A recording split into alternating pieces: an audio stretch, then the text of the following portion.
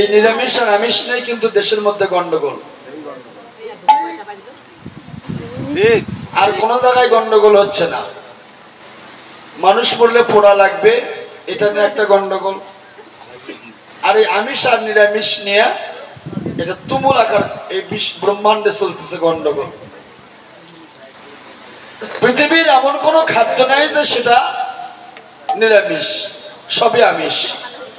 একটা জৈব আর একটা অজৈব, একটা উদ্ভিদ আর একটা প্রাণী, এই তো সব কিছু আমিষ। কিন্তু সাত্বিক খাবার, সাত্বিক, রাজস্বিক, তামসিক, গীতায় বলছে সাত্বিক আহার দেবতার, মানুষের জন্য লেখেনি। রাজস্বিক খাবার যক্ষ রাক্ষসের, আর তামসিক খাবার ভূত পেত্নীর, গীতায় উল্লেখ করছি। তাহলে মানুষের জন্য কোন খাবার? সাত্বিক খাবার বলছে দেবতার, গীতায় উল্লেখ করছে দেবতার। তাহলে মানুষের খাবারটা কি? এই জন্য এই দেহটা হচ্ছে আমিষ। পৃথিবীর অনেক খাদ্য উপাদান খেয়ে আমার এই দেহটা তৈরি হয়েছে, তাই দেহটা হচ্ছে আমিষ। এই দেহটা পচা দেহ, এই দেহটা একদিন পচে যাবে, হয়ে যাবে এই দেহটা। আর আত্মাকে কেউ করতে পারে না, জলে ভিজানো যায় না, বাতাসে উড়ানো যায় না। ওটি অত্যন্ত সূক্ষ্ম বস্তু, যাকে অনুবীক্ষণ থেকে মাইক্রোস্কোপও এই পরমাত্মাকে দর্শন করা যায় না। কারণ যদি মাইক্রোস্কোপে পরমাত্মাকে দেখা যেত তাহলে বিজ্ঞান এতদিন ধরে ফেলত।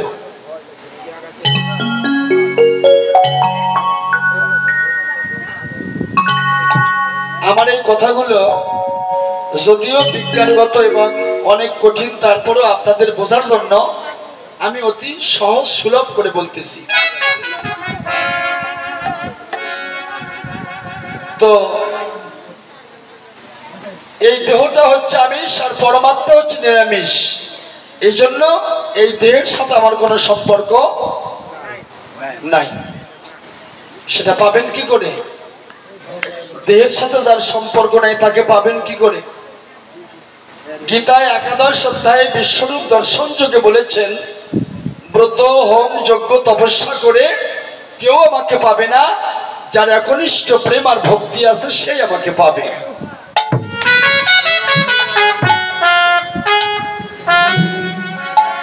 তাহলে প্রেম আর ভক্তি যার আছে সেই আমাকে পাবে। ব্রত, হোম, যজ্ঞ, তপস্যা করে কেউ আমাকে পাবে না, এগুলো করে আমাকে পাবে না। হে অর্জুন, এই ত্রিগুণময়ী লীলা এর মধ্যে তুমি আমাকে পাবে না। যদি তুমি আমাকে পেতে চাও তাহলে তোমাকে গুণাতীত হতে হবে, ত্রিগুণের অতীত হতে হবে। তাহলে দেখুন, এই যে কথাটা বুঝবেন বাবু, কথাগুলো বুঝবেন, শুনবেন মনোযোগ দিয়ে। আপনারা সবাই শুনবেন, ঘুম পারবেন না। সারা জীবন ঘুম পারছেন, একটা রাত ঘুম না পারলে কি হতে পারে? সারাদিন ছাগল চড়াচ্ছেন, বাড়িতে কাজ করছেন, তারপরে আসছেন, যার কারণে শরীরটা ক্লান্ত হয়ে গেছে। এখানে আসার সাথেই ঘুম ধরে গেছে, ঠিক না? ঠিক না দাদা? সারাদিন ছাগল চড়াচ্ছেন, ঘাস কাটছেন, গাভী চড়াচ্ছেন, ধান কাটছেন, অনেক কাজ করেছেন সারাদিন। ভাবছেন গতকাল তো যাইনি, আজকে একটু রাশ হবে, একটু যাই, না গেলে কেমন লাগে, এলাকার মানুষ, না গেলে অবশ্যই খারাপ লাগবে। এই জন্য আসছেন শরমে ভরমে। কিন্তু আসার পরে যখনই প্রসাদ পেয়েছেন, পেটটা হয়ে গেছে ভারী আর ধরে গেছে ঘুম। তারপরে এখানকার রান্নাও কিন্তু একটু ভালো, মোটামুটি সয়াবিনের রসা, ডাল আছে, শশা, লেবু আছে, মোটামুটি অনেক কিছু আছে। সেবার আয়োজন ভালোই আছে, যদিও এখানে সংখ্যা লঘু, তারপরেও মানুষগুলোর মন ভালো আছে। আমরা আসার পর থেকে সেবার কোনো কষ্ট নাই, থাকার কষ্ট নাই, খুব ভালো মানুষ। এখন আপনাদের এলাকায় কেমন তা আমি বলতে পারবো না, আমরা আসছি 2 দিনের জন্য, আমাদের কাছে খুব ভালো লাগতেছে। তো এই জন্য বর নিচে বিন্দু, এই দেহটা ব, নিচে বিন্দু আছে, চতুর্দল পদ্মে একটা ভাণ্ড আছে, সেই ভাণ্ডের মধ্যে বিন্দু আছে। বিন্দু, অবিন্দু, নাদ বিন্দু, তিন ভাগে বিভক্ত। আমার কথাগুলো বুঝতেছেন কিনা তা জানি না, যদি আমার মনে হয় বুঝতেছেন না, না বুঝলে আমি এই কথাগুলো বলবো না, আমি এত দূরে যাব না, কারণ এত দূরের কথা সবাই বুঝবে না।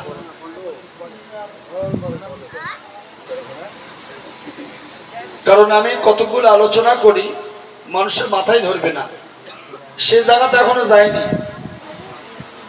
কারণ আমি আগে আসরের দিকে লক্ষ্য করে দেখি এখানে যে ভক্তরা আসছে তাদের ব্রেনের দৌড় কত দূর। কারণ এই কথাগুলো বুঝতে জামবাটির মতো মাথা লাগবে। এর চেয়েও আরো উচ্চতরের কথা আছে, তার চেয়ে উচ্চতর, তার চেয়ে উচ্চতরের কথা আছে। সে কথাগুলো বললে আপনারা হা করে বসে থাকবেন, কিছু বুঝবেন না। এই জন্য যাই হোক, আমি একটু এত দূরে যাব না। তাহলে র দন্তস্ব রস, প্রথমে হলো বস, ব দন্তস্ব বস। আগে বস করো তুমি তোমার 10 ইন্দ্রিয় 6 রিপু আর তোমার মনকে বশ করো। বশ করলে বর নিচে যখন বিন্দু দিল তখন হচ্ছে রস। রতে কামানল, সতে জীবাত্মা। এটা জয়নব অভিধান ডিকশনারিতে লিখলেন, রতে কামানল সতে জীবাত্মা।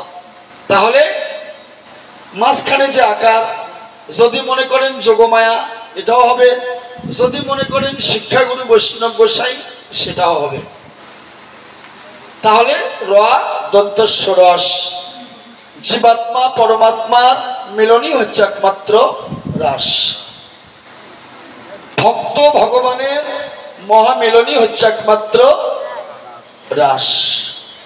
রাধা কৃষ্ণের মহামিলনই হচ্ছে একমাত্র রাস। গুরু গৌরাঙ্গের মহামিলনই হচ্ছে রাস। আবার গৌর কৃষ্ণ অভিন্ন আত্মা, এটার মিলনই হচ্ছে রাস। গৌর কৃষ্ণ অভিন্ন মূরতি, এটাই হচ্ছে রাস। দুইয়ের মিলনই হচ্ছে রাস, ভক্ত আর ভগবান।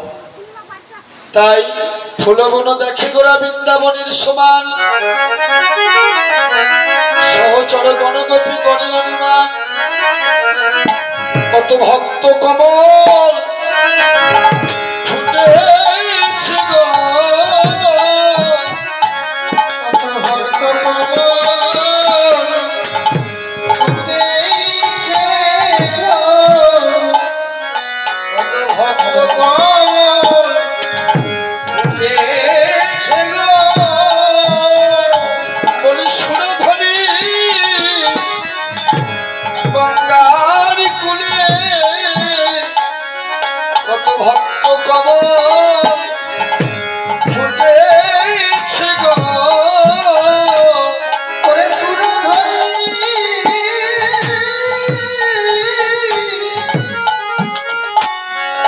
গঙ্গার কুলে, কত ভক্ত কমল ফুটেছে গো। সুরধ্বনি গঙ্গার কুলে, কত ভক্ত কমল ফুটেছে গো। সুরধ্বনি গঙ্গার কুলে কত ভক্ত কমল বিকশিত হয়েছে। তাই ভগবান ভাবনা করলেন, আমার হইতে আমার নাম বড়, নামের চেয়ে ভক্ত বড়, ভক্তের চেয়ে ভক্তের চরণ বড়, চরণের চেয়ে চরণের ধুলি অনেক বড়। তাই ভগবান ভক্তের চরণ নেওয়ার জন্য তিনি গোলক থেকে আজকে এসেছে। আমায় দাও দাও চরণ ধুলি দাও গো, চরণ ধুলি দাও গো,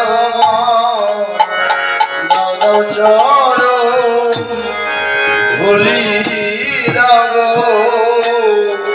হরে কৃষ্ণ ভবিত বৈষ্ণব গণ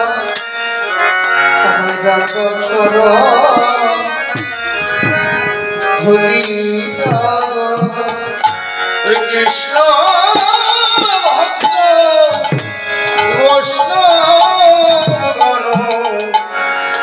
দাদশরু ধুলি রাগ বলি কৃপা করে বৈষ্ণব গোসাই আমায় দাও দাও শরণ ধুলি দাও গো। কৃপা করে বৈষ্ণব গোসাই আমার দাদা ধুলি রাগ কৃপা করে বৈষ্ণব গোসাই দাদা চরণ ধুলি রাগ ভগবান ভক্তের শরণ তলে যায় পড়া গড়ি চরণ তলে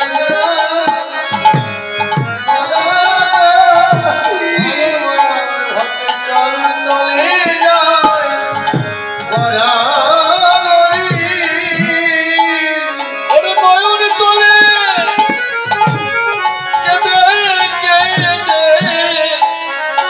ভগবান ভক্তের চরণ তলে যায় পড়া গড়ি ওরে নয়ন জলে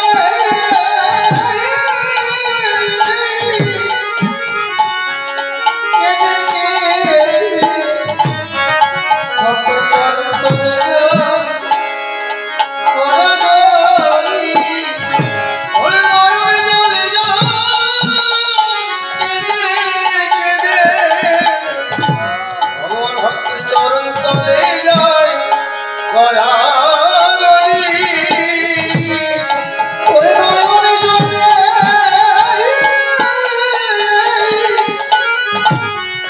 কেঁদে কেঁদে ভক্তের চরণ তলে যায় বরাবরি ওরে নয়ন জলে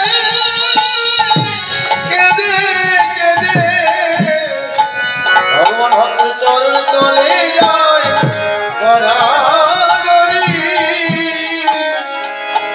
ওরে কলম ছেড়ে নদী এসে ভক্তের চরণ তলে যায় পড়া গড়ি ওরে নদী ছেড়ে নদী গেছে ভক্তের তলে যায় বরাবরি ওরে ছেড়ে নদী গেছে ভগবান ভক্তের চরণ তলে যায় বরাবরি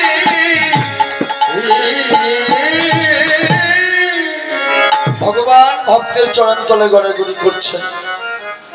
তাই আপনাদের আত্মকরুণা দর্শন করে ভগবানের হৃদয় প্রশমিত হলো।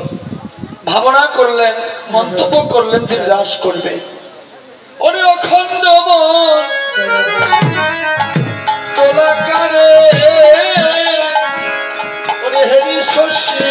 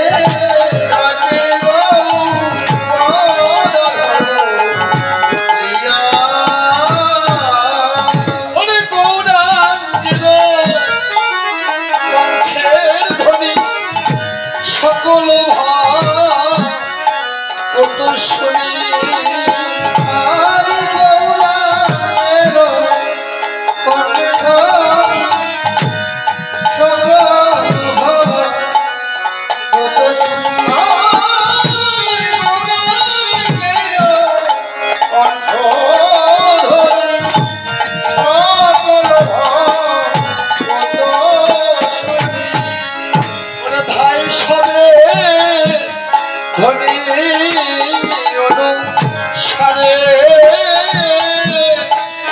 ধাই সবে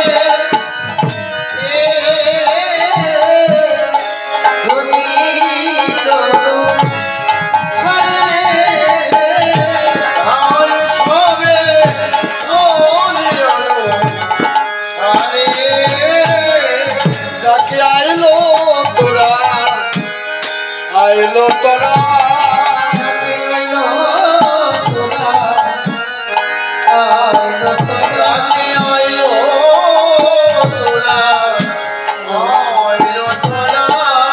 সুরে ধরি গঙ্গার কুলে ডাকি আইলো তোরা আইলো তোরা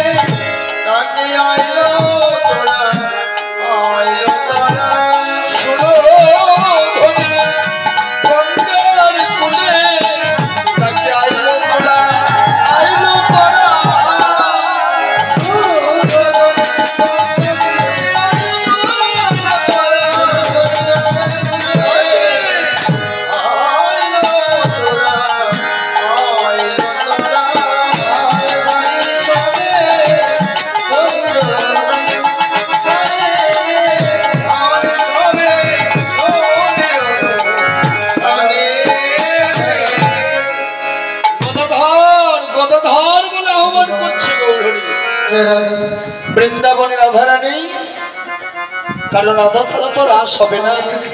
আর নবদ্বীপে হচ্ছে গদাধর, গদাধর ছাড়া রাস হবে না। ওরে ধনী অনুসারে ধাই সকল ভক্ত যায়,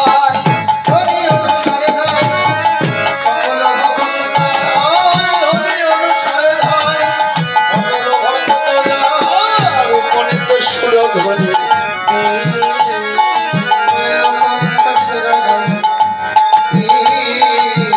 উপনীত সুরধ্বনির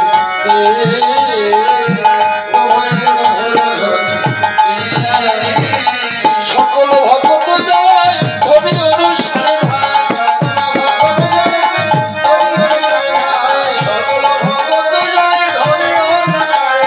দেখিয়া না পাই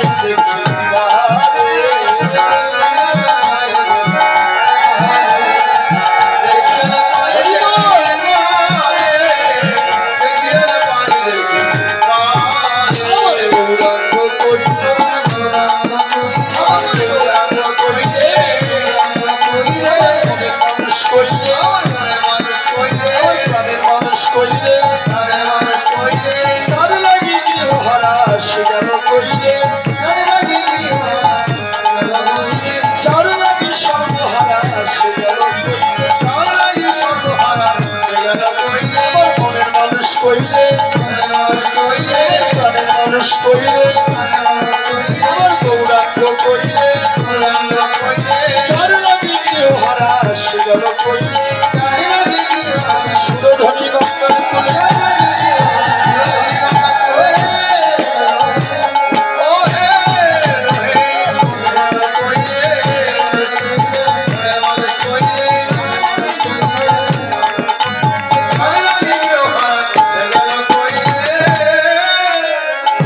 ভগবান ভক্তকে চিনতে পেরেছে, তারপর একটু পরীক্ষা করে নিল। তোমরা এসো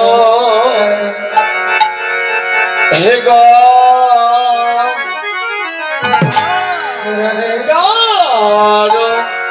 কোলে খেলাইব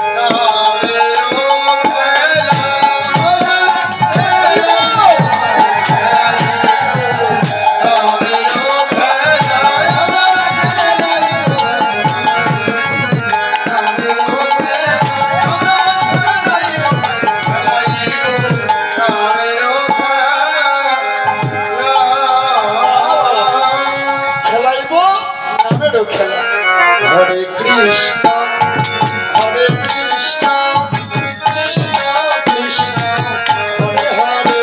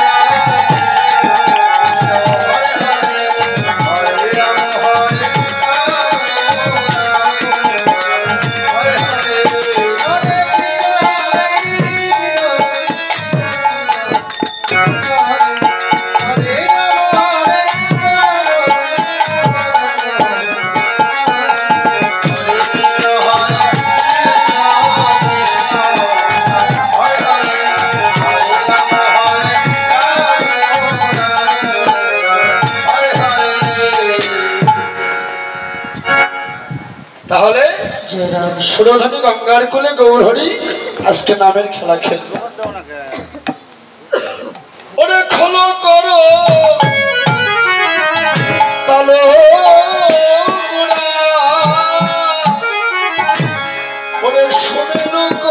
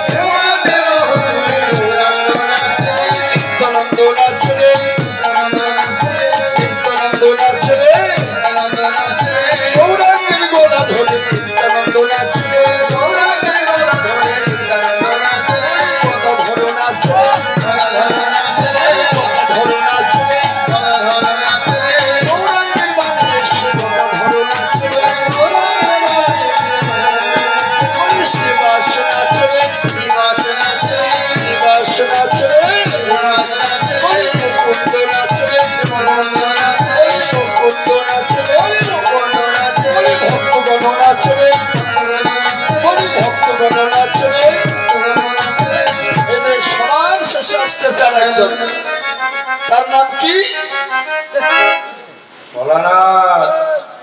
বলি অদ্বৈত নাচে রে,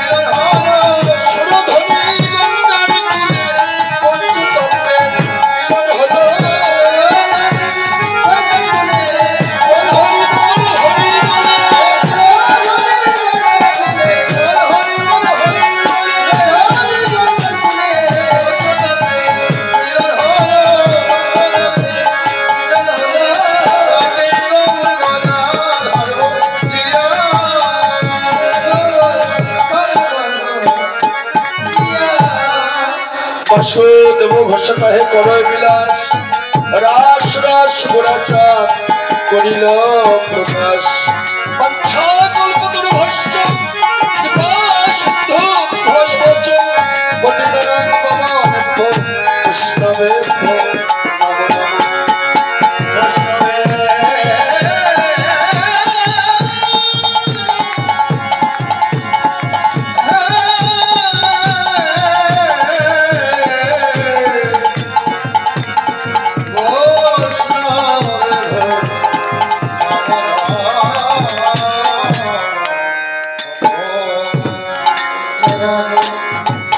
হে কৃষ্ণ করুণা সিন্ধু দীনবন্ধু জগৎ পতে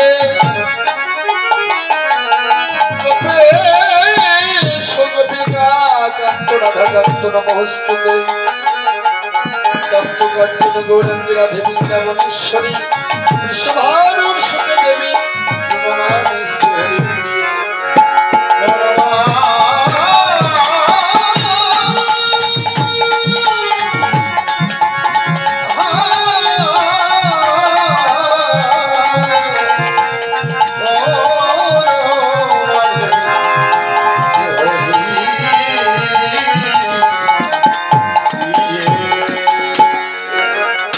এতক্ষণ আলোচ্য বিষয় ছিল নবদ্বীপে গৌর লীলা। তবে মোটামুটি সবার কিন্তু ঘুম ভাঙে গেছে কি মা, ঠিক না? সবার কিন্তু এবার আনন্দিত সবার ঘুম ভেঙে গেছে।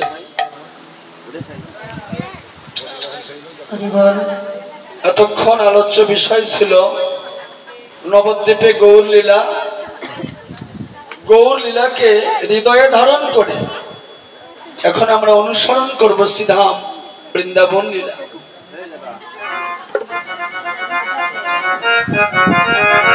ভগবান পিতা রাত্রি শারদা ফুল্ল মল্লিকা বিশ্বরত্ন মনশ্চক্রে যোগমায়া উপস্থিতা।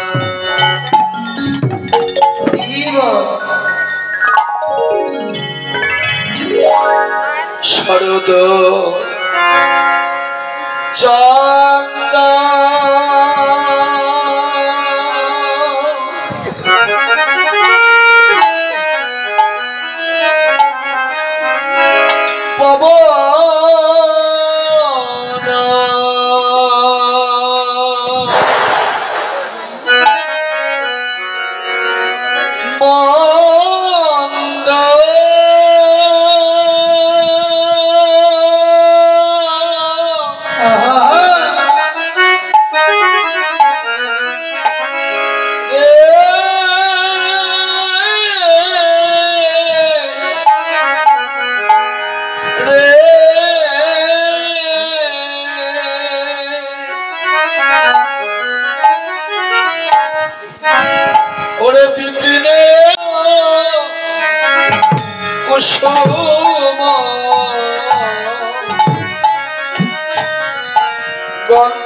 গন্ধরে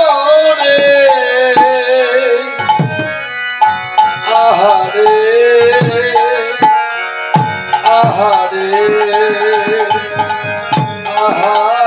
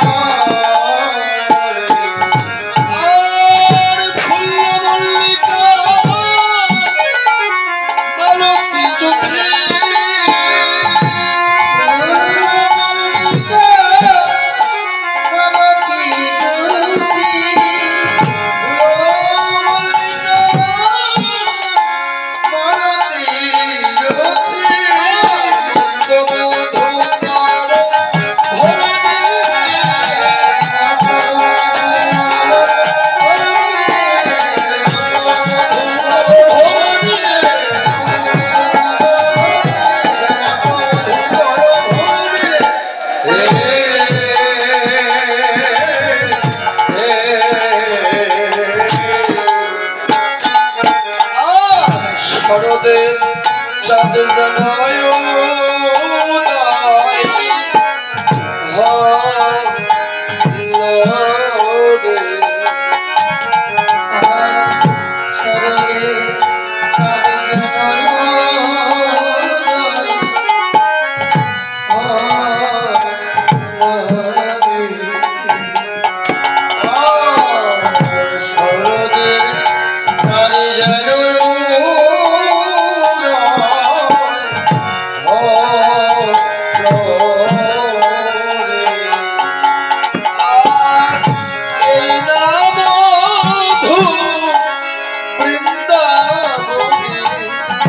শরদে চাঁদ জানায়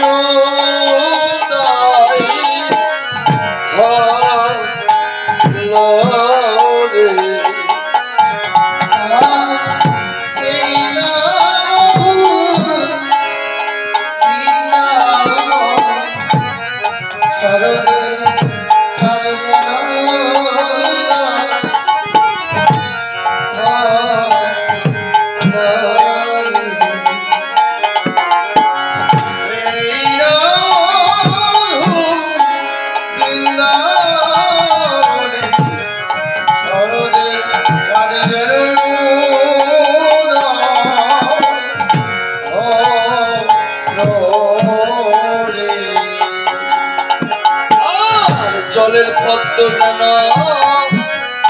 স্থলে ফুটেছে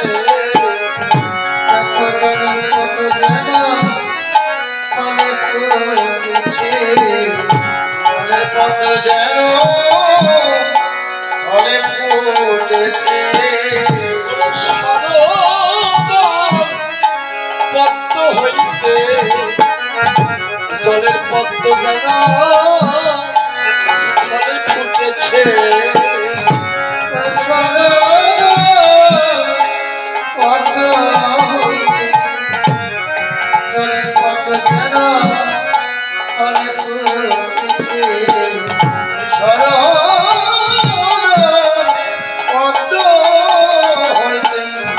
জলের পদ্ম যেন স্থলে ফুটেছে গাছে গাছে ফুল ফুটেছে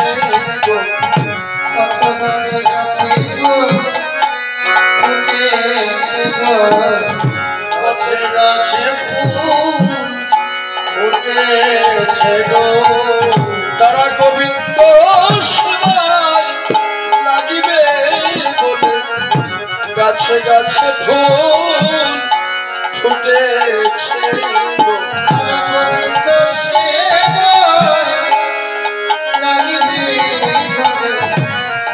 গাছে গাছে ফুল ফুটেছে গো গোবিন্দ সেবায় লাগিবে গাছে গাছে ফুল ফুটেছে গো ফুলে ফুলে ভ্রমণ গুণ গুণ করে ফুলে ফুলে ভ্রমণ গুণ গুণ করে ফুলে ফুলে ভ্রমণ গুণ গুণ করে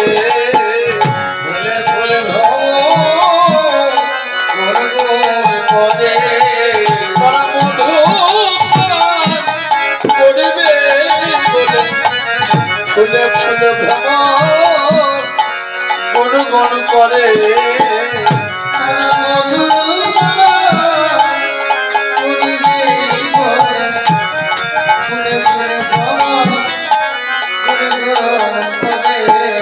তারা মধু পান করিবে বলে ফুলে ফুলে ভ্রমণ গুণ গুণ করে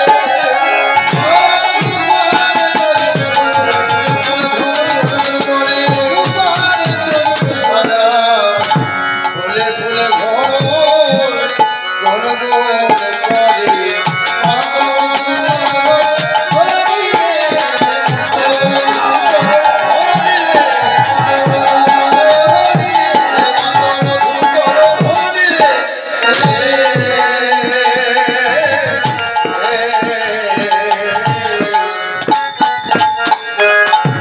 শরৎ চন্দ্র পবন মন্দ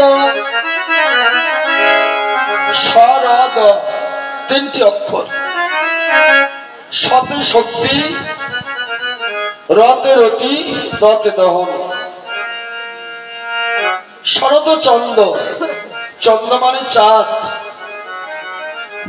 পবন মন্দ, পবন মানে বাতাস। আজকে বৃন্দাবনে মন্দ মন্দ বাতাস প্রবাহিত হচ্ছে। বিপিনে ভর হলো, বিপিন মানে বন, ভর হলো মানে ভরে গেল। কুসুম গন্ধ, কুসুম মানে ফুল, ফুলের গন্ধে আজকে বৃন্দাবন ভরে গেছে। ফুল্ল মল্লিকা মালতী জ্যোতি, মত্ত মধুকর ভরণী। কয়টা হলো? ফুল্ল মল্লিকা মালতী জ্যোতি। ফুল্ল মানে ফোটা, মল্লিকা মালতী জ্যোতি। কয়টা হলো? মল্লিকা মালতী জ্যোতি, এই তিনটে ফুল আজকে বৃন্দাবনে ফুটেছে। তবে জলপদ্ম অনেকেই দেখেছেন, অনেকেই চেনেন। স্থলপদ্ম কেউ চেনেন? হাত তোলেন। কেউ দেখেছেন স্থলপদ্ম?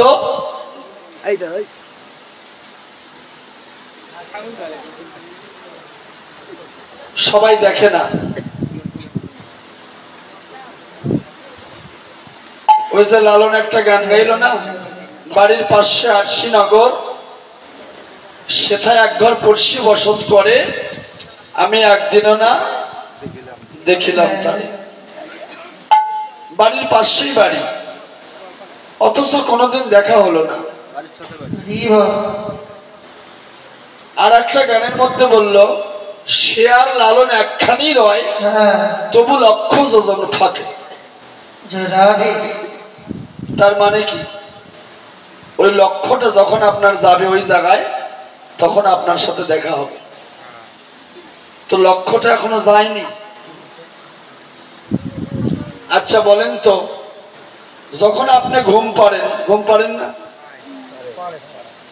যখন আপনি ঘুম পাড়েন তখন আপনার ভিতরে কে জেগে থাকে?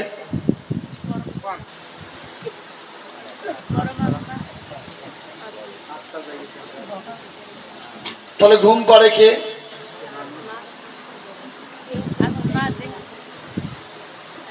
জীবাত্মা ঘুম পাড়ে আর পরমাত্মা জেগে থাকে। তাহলে কয়টা হলো? দুইটা না? আপনার এই দেহ একটা ঘর, এই ঘরের মধ্যে দুইটা মানুষ বসে আছে, একটা জীবাত্মা আর একটা পরমাত্মা। পরমাত্মা জীবাত্মাকে দেখতে পারে, কিন্তু জীবাত্মা পরমাত্মাকে দেখতে পারে না। তার কারণটা কি?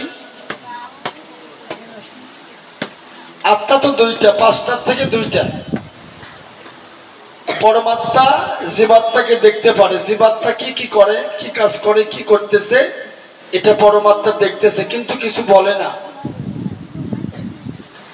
কিন্তু পরমাত্মা কি করে সেটা কিন্তু জীবাত্মা দেখতে পারে না। কেন পারে না? জীবাত্মা পৃথিবীতে বহুবার জন্ম হয়ে অসংখ্য পাপ করেছে, অগণিত পাপ করেছে, করে এর উপরে একটা প্রলেপ পড়ে গেছে।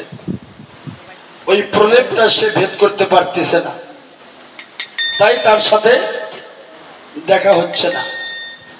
একটা মানুষ আর একটা মানুষ যদি মুখোমুখি বসে থাকে তাহলে তো দেখা যাবে। একটা মানুষের পিছনে যদি আর একটা মানুষ থাকে তাহলে কি ওই সামনের মানুষটা পিছনের মানুষকে দেখতে পারবে? তো আমি জীবাত্মা, পরমাত্মাকে আমি পিছনে ফেলেছি, তাই পরমাত্মার সাথে আমার দেখা হচ্ছে না। ওই পরমাত্মাকে ঘুরাইয়ে আমার সম্মুখে আনতে হবে, তাহলে দেখতে পারবেন, তাছাড়া তার আগে পারবেন না। তাহলে এটা কি এক জন্মের কথা? অনন্ত জন্মেও হবে না। অনন্ত জন্ম ধরেই তো জীবাত্মা পরমাত্মা একসাথেই থাকে, কিন্তু দেখা হয় না। যদি দেখা হতো তাহলে তো মিলন হয়েই যেত, তাহলে আর পৃথিবীতে জন্ম হতো না। কারোর সাথে কারো দেখা হচ্ছে না, কিন্তু একসাথেই থাকে। কি কথা? একসাথেই থাকে, কিন্তু কারোর সাথে কারো দেখা হয় না। এই দেখাটা করতে হবে। মিলন হবে কত দিনে? আমার মনের মানুষেরও শোনে।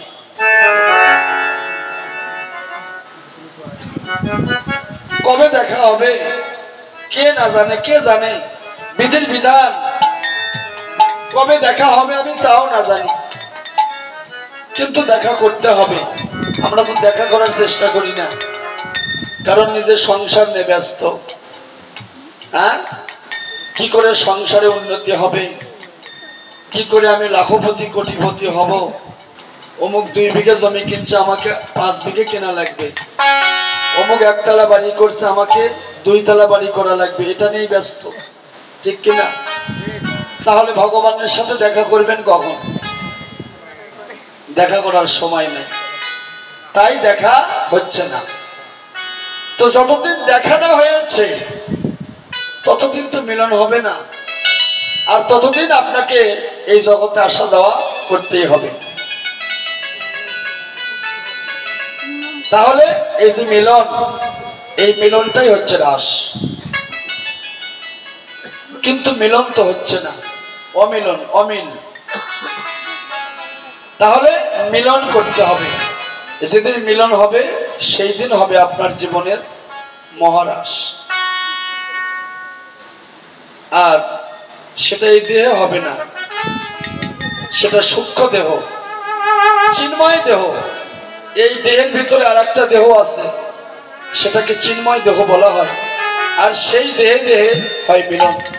এটা তো জড় দেহ, কাম দেহ, এটা পচা দেহ। এই দেহ আজকে আছে কালকে নাই, এটা পচে গলে যাবে, মাটিতে মিশে যাবে। এই দেহের গৌরব কিসের? এটা পচা দেহ, এই দেহের গৌরব করে কোনো লাভ নেই।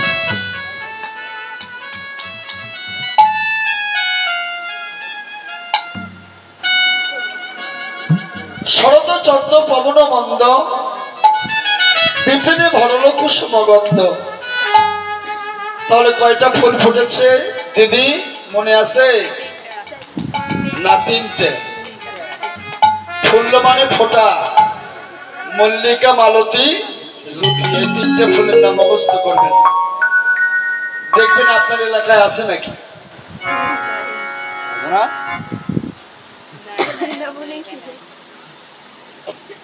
একটা লাল, একটা নীল, আর একটা সাদা, 3 কালার, 3টে ফুল ফোটে। এই 3টে খুঁজবেন। খুঁজতে খুঁজতে যদি কোনোদিন পান, পেলে আমরা কিন্তু গোবিন্দের চরণে সাদা ফুল দেই, কাঠমালি ফুল দেই, ঠিক না? কিন্তু কড়ি ফুল, অনেক ফুল দেই। সেই ফুলের নাম কিন্তু রাসের মধ্যে নাই। কাঠমালি ফুলের নাম আছে, কড়ি ফুলের নাম আছে, সাদা ফুলের গাঁদা ফুল, গন্ধরাজ ফুল, রজনীগন্ধা, সন্ধ্যা মালতী, শাপলা, একটাও নাম নেই। তাহলে মল্লিকা, মালতী, জুথি, এই 3টে ফুলের নাম আছে। এই 3টে ফুল যদি জীবনে কোনোদিন খুঁজে পান, এই 3টে ফুল যদি গোবিন্দের চরণে দিতে পারেন, সেই দিন হবে আপনার গোবিন্দের সেবা। সেই দিন হবে আপনার জীবনে বৈষ্ণবের সেবা। সেই দিন আপনার মুক্তি হবে।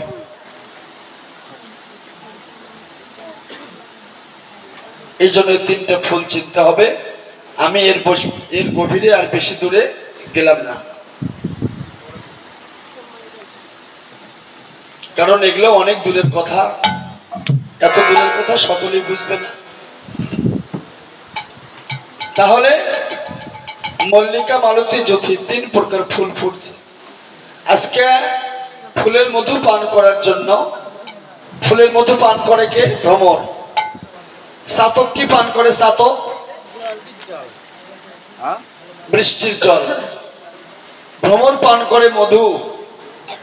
শকর, শকর একটা পাখি, এই শকর পাখি পান করে চন্দ্রের সুধা। চন্দ্রের যে সুধা রাশি আছে, সেই সুধা পান করে এই চকর। তাই চাতক, ভ্রমর আর হচ্ছে চকর। তাই কি করলেন? গোবরে পোকা চেনেন না? গোবরে পোকা, গোবরে পোকা কি খায়? গোবর না? আর ভ্রমর কি খায়? মধু। এই গোবরে পোকা আর ভ্রমর এরা দুইজন বন্ধু করছে, করে একদিন বসে আছে, এক জায়গায় বসে গল্প করতেছে দুই বন্ধু। তো এখন গোবরে পোকা বলতেছে, ওই ভ্রমরক বলতেছে, বন্ধু তুমি একদিন আমার বাড়িতে নিমন্ত্রণ নাও, দয়া করে একদিন আমার বাড়িতে আসো। তো ভ্রমর বলতেছে ঠিক আছে একদিন যাব। তাহলে গোবর তো খায়, গোবরে পোকা তো খায় গোবর। তো এখন গোবর ছাড়া আর বন্ধুর জন্য কি আয়োজন করতে পারে? তো কতগুলো শক্ত গোবর সেটা আলাদা করছে, কতগুলো একটু নরম নরম সেটা আলাদা করছে, আর কতগুলো যেটা গলা নেয় সেটা আলাদা করছে। বন্ধুর জন্য 3 প্রকার গোবর ভিন্ন ভিন্ন করে রাখছে। বন্ধু আসবে, বন্দুক কি আর না খেয়ে বিদায় দেওয়া যাবে? তো এখন ভ্রমর গেছে ওই গোবরে পোকার বাড়িতে, যাবার পরে তো এখন গোবরে পোকা বলতেছে, বন্ধু তোমার জন্য অনেক কষ্ট করে আমি সেবার আয়োজন করেছি। তো এখন ভ্রমর বলতেছে, বন্ধু কি কি আয়োজন করছো? যে একটা শক্ত গোবর, একটা নরম গোবর, আর একটা তার চেয়ে নরম, মানে গলা লিকুইড তরল আছে না এরকম, মানে গোবরের মধ্যে জল পড়লে গলে যায় গেলা। তো 3 প্রকার খাদ্য তোমার জন্য আমি ম্যানেজ করে মানে আয়োজন করেছি। তখন এই খাদ্য দেখে ভ্রমর বলতেছে, বন্ধু গতকাল থেকে আমার পেটের অবস্থা খুব একটা ভালো নয়, কারণ এমনি তোর পেট ভালো নয়, তার মধ্যে যদি তোমার এগুলো খাই তাহলে আমার আরো পেটের অসুখ বেড়ে যাবে, তার চেয়ে আমি আর একদিন খাবো। এক কাজ করো বন্ধু, তোমার বাড়ির তোমার সেবা হলোই না, একদিন তুমি আমার বাড়িতে আসো। তো ভ্রমর পান করে মধু, তাহলে তো বন্ধুর জন্য মধু সংগ্রহ করা লাগবে, ঠিক কিনা? তো এখন করছে কি, পদ্ম ফুলের মধু, শাপলা ফুলের মধু আর জবা ফুলের মধু, এই 3 মধু পৃথক পৃথক করে রাখছে। তো এখন গোবরে পোকা গেছে বন্ধুর বাড়িতে, কোনোদিন যায়নি। তো এখন দুপুর বেলা উপস্থিত, বন্ধু বলতেছে কোনোদিন আসনি আমার বাড়িতে, তাহলে একটু সেবা নাও। এখন গোবরে পোকা বলতেছে, বন্ধু কি কি সেবার আয়োজন করেছো? তা বলতেছে, খায়া দেখো কি রকম লাগে। তা প্রথম আগে জবা ফুলের মধু দিছে, সেটা পান করছে। তারপরে শাপলা ফুলের মধু দিছে, সেটা পান করছে। তারপরে পদ্ম ফুলের মধু দিছে, সেটাও পান করছে। করার পরে গল্পটা শোনেন, করার পরে এখন ভ্রমর জিজ্ঞাসা করতেছে গোবরে পোকাকে, বন্ধু এই 3 প্রকার মধু তুমি পান করলে, তার মধ্যে কোনটা বেশি ভালো লাগলো? তো এখন গোবরে পোকা বলতেছে, বন্ধু ওই শেষে যেটা দিলে এটা খুব ভালো লাগলো। তার মানে কি? পদ্ম ফুলের মধু। পদ্ম ফুলের মধু পদ্ম ফুলের মতো গন্ধ করছে, পদ্মগন্ধা। তো ঠিক আছে, তোমাকে যখন এই ফুলের মধুই ভালো লাগছে, তাহলে চলো আজকে বৃন্দাবনে যায়া, বৃন্দাবনে অনেক ফুল ফুটেছে যমুনার কুলে, তো সেখানে যায়া আমি তোমাকে অনেক পদ্ম ফুলের মধু পান করাবো। তো গোবরে পোকা তো কোনোদিন যায়নি, কারণ ও তো আর উঠতে পারে না, কিন্তু ভ্রমর উঠতে পারে। এখন গোবরে পোকা বলতেছে, বন্ধু আমার তো ডানা নাই, আমি কি করে উড়ে যাব? তো এখন ওই ভ্রমর বলতেছে, এক কাজ করো, তুমি আমার পিঠে চড়, আমি তোমাকে পিঠে করে নিয়ে যাব। তো ভ্রমর করছে কি, পিঠে করে নিয়ে যাচ্ছে ওই বন্ধুকে, গোবরে পোকাকে নিয়ে যায় বৃন্দাবনে যে ফুল বাগান আছে, সেই বৃন্দাবনের সরোবরে অনেক ফুল ফুটেছে, পদ্ম ফুল। আবার বৃন্দাবনের সেই তীরের উপর দিয়ে শাখা উপশাখা প্রশাখায় বিভিন্ন জায়গায় অনেক ফুল প্রস্ফুটিত হয়েছে, বিভিন্ন রং বিরঙের ফুল প্রস্ফুটিত হয়েছে। তো বন্ধুকে বলছে পদ্ম ফুলের মধু পান করাবো। তো করছে কি, পদ্ম ফুল কখন ফোটে? দিনে না রাতে? সকালে না? বেশ, বেরেন আছে বুঝতে পারে ফস করে। তাহলে পদ্ম ফুল ফোটে সকালবেলা, শাপলা ফুল কখন ফোটে? রাতে মধ্যে যায় দিনে। এটাও বুঝতে পারছে। এই বুদ্ধি। শাপলা ফুল সকালবেলা ফোটে, সারাদিন থাকে। যখন সূর্য অস্তমিত হয় তখন পাপড়িগুলো বন্ধ হয়ে যায়, এটা পদ্ম ফুল। আর শাপলা ফুল সন্ধ্যায় ফোটে, সকালবেলা সূর্যের কিরণের ছোঁয়া লাগলে পাপড়িগুলো বন্ধ হয়ে যায়। তো করছে কি, পদ্ম ফুলের ওপর বসেছে দুই বন্ধু একসাথে বসে, সকালবেলা গেছে বন্দুক নিয়ে, যা সকালবেলা এই পদ্ম ফুলের ওপর বসেছে মধু পান করার জন্য। সারাদিন ফুলের মধু পান করছে, করার পরে সন্ধ্যাবেলায় পাপড়িগুলো এইভাবে জড়িয়ে আসতেছে। তো ভ্রমর তো একটু চালাক, ও কিন্তু ফাঁস কেটে বের হয়েছে, আর গোবরে পোকা বের হতে পারেনি, ওর মধ্যে আটকা পড়ে আছে। করছে কি, যারা ফুলমালি তারা ফুল চয়ন করেছে, করে বাজারে নিয়ে গেছে বিক্রি করার জন্য। তো যারা কৃষ্ণ ভক্ত, গৌর ভক্ত, তারা ফুল ক্রয় করতেছে, করে বাড়িতে নিয়ে যাচ্ছে। তো কৃষ্ণ ভক্ত বাড়িতে ফুল চয়ন করে নিয়ে গেছে। নিয়ে যাবার পরে সকালবেলা গোবিন্দের চরণে ওই পদ্ম ফুল অর্পণ করেছে। সকালবেলা যখনই পদ্ম ফুল অর্পণ করেছে, তো ওই পদ্ম ফুলটা কিন্তু রাত্রে বন্ধ ছিল, ওই গোবরে পোকার বের হতে পারেনি। কিন্তু ভ্রমর চালাক, ও বের হয়ে চলে গেছে। তো যখনই সকালবেলা ওই পদ্ম ফুল গোবিন্দের চরণে অর্পণ করেছে, করার পরে যখনই সূর্যের উদয় হয়েছে, তখনই পদ্ম ফুলটা মুখ মেলেছে।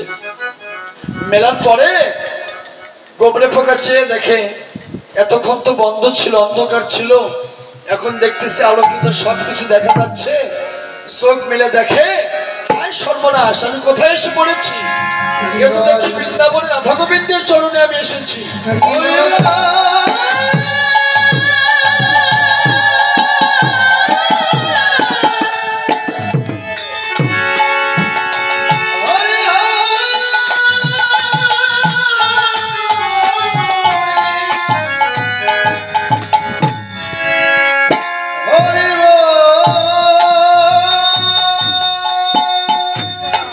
দেখেন আজকে বন্ধুর চরণে গোবরে পোকা কোথায় চলে গেল?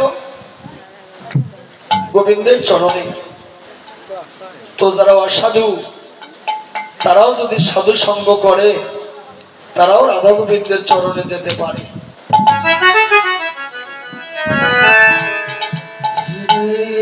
রাধা গোবিন্দের চরণে ওই গোবরে পোকা পৌঁছে গেছে।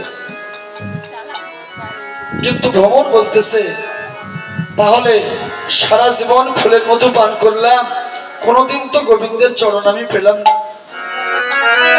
ভ্রমর কাঁদতেছে, কাঁদতে কাঁদতে ওই মন্দিরে প্রবেশ করেছে, যেখানে ওই পদ্ম ফুলটা গোবিন্দের চরণে অর্পিত হয়েছে, আর ওই ফুলের উপরে গোবরে পোকা বসে আছে।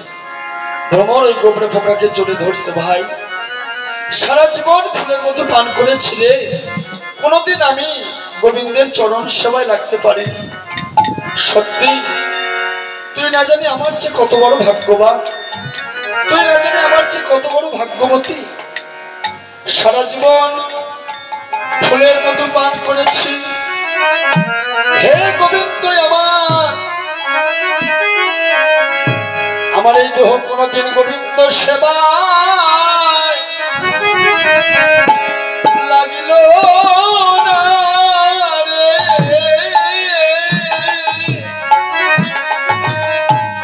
আমার এই দেহ গোবিন্দ সেবা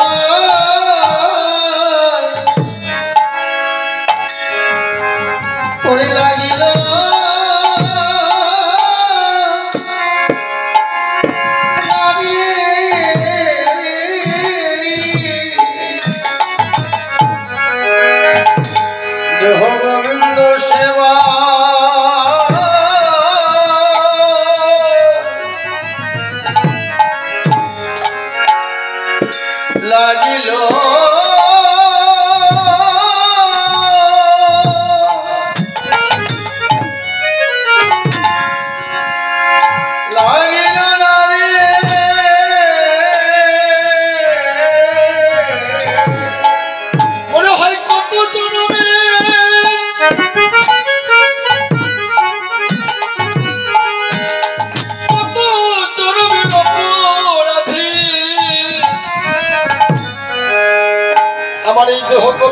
সেবা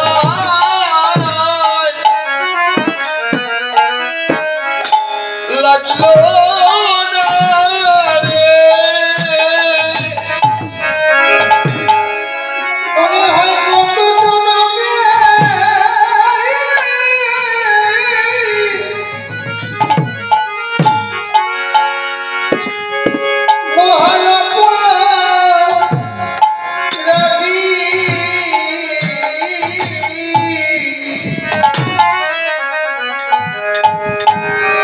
গোবিন্দ সেবা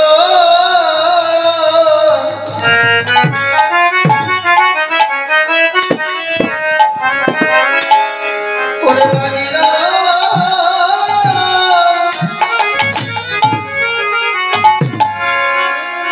ওরে লাগিলাম না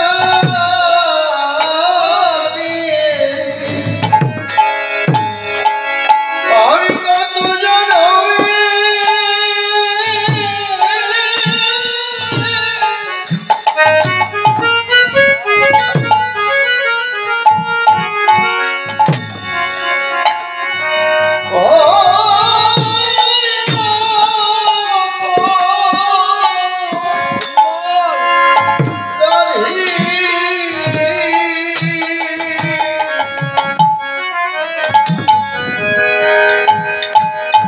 আমি গোবিন্দ সেবা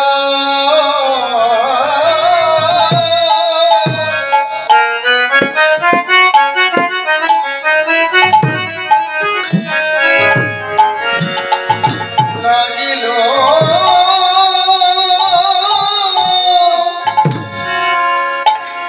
লাগিল নারী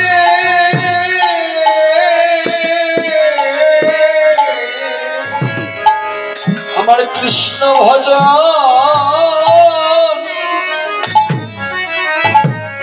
হলো না রে।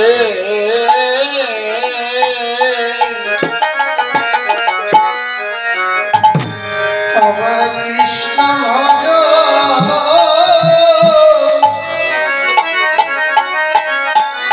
হলো না রে।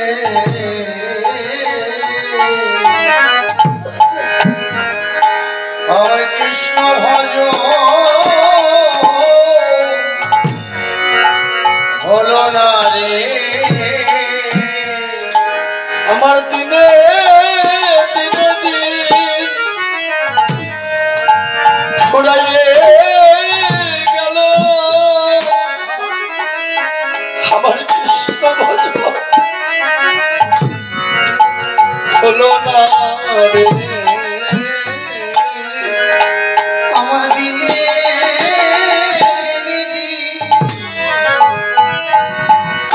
ফুরায়ে গেল